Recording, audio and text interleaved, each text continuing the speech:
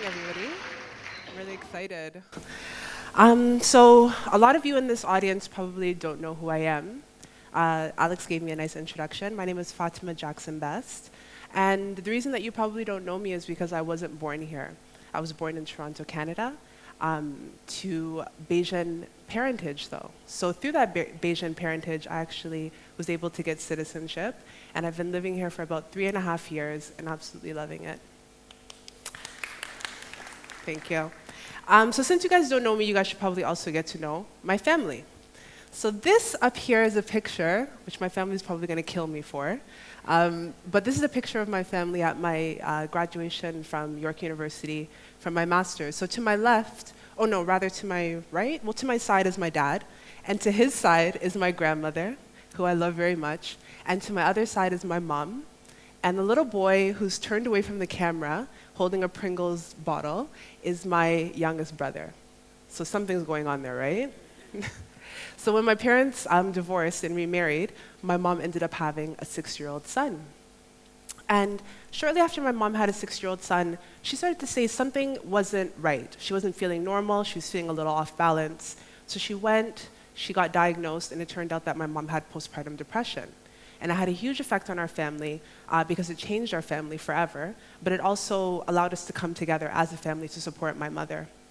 And so my mom went out and she started to look for different resources and different services that were specific to Black women or to Caribbean women in Canada. And it's important to think about that because in Canada, which I'm sure a lot of you here have family and friends who live there, Canada is full of Caribbean people, full of Bajans, full of Jamaicans, full of Trinidadians, full of Caribbean people. And so she said to me, I can't find any research or any services or any resources that's specific to my experience. So I said, okay, that's an interesting tidbit.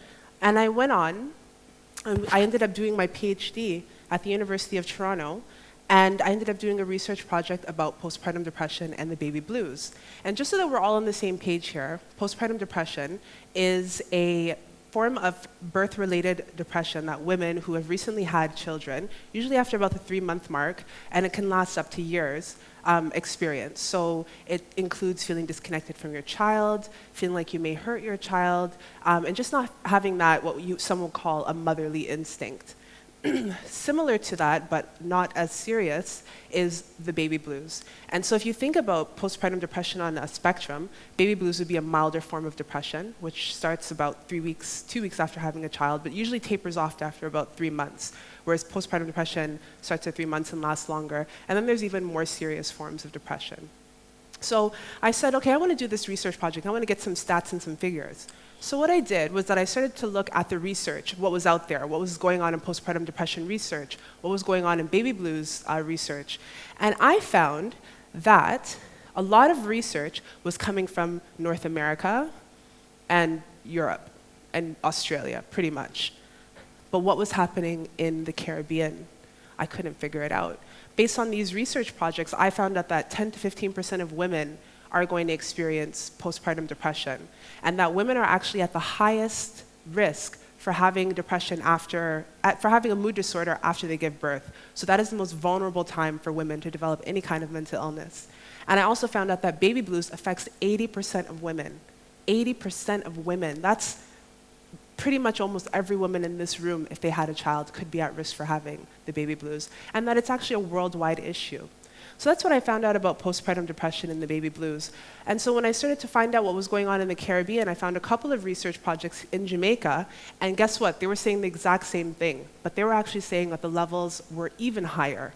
And the research that backs that up shows that in the developing world, in comparison to the developed world, more women are going to experience postpartum depression and the baby blues because of lack of resources, lack of services, the same way that my mom noticed that there wasn't any services for Caribbean and Black women in Canada.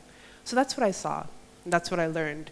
And it was distressing. So I did this research project. I started it last September, where I interviewed women, and I talked to them about their experiences with baby blues or postpartum depression.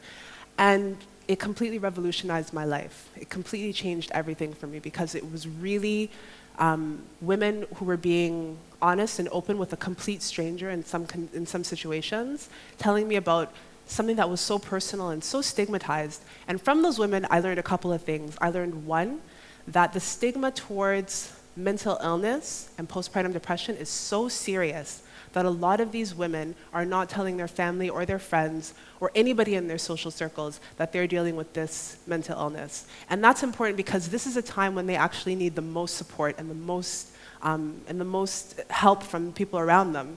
I also found out that the support structures were not there for women from their families, from their friends, and from other people. And I found out that women felt a lot of shame because they felt like they weren't being good mothers, that automatically by having this illness, they were automatically characterized as a bad mother. And what's also interesting about what I found out is that women, for a lot of women in my study, this was their first time ever having a mental illness. So they had no prior history, many of them, and this was the first time that they were ever exposed to a challenge to their mental health. Why is that significant? Because women at that point realized how valuable their mental health is. And I came into the research knowing that mental health is valuable because I grew up in a very particular way with a father who worked for a mental health institution in Canada.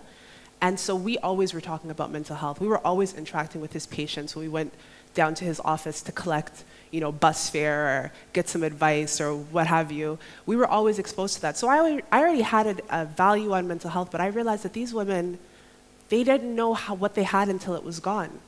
And that was a really scary thing for them. And that was the eye-opening thing for me. So these women, realizing that they, had to value their mental health and their mental wellness, started to have to think about mental health and mental wellness in very, very different and new ways. And that's what I want to tell you guys today, that every single person in this room, we all have mental health. We all have the capacity to have a mental illness. It's not beyond anyone, and it's not foreign to anyone.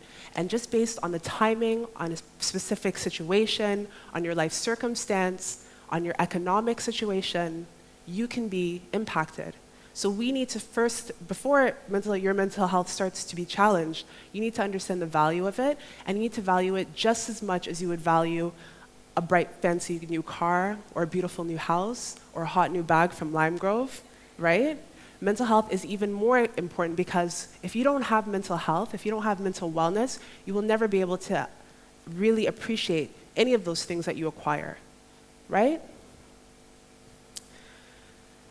And it gets worse because in the last couple of months, I've been reading the papers online and in person, old school, just at my table, and I started noticing what's going on with all these suicides. What is happening here in Barbados?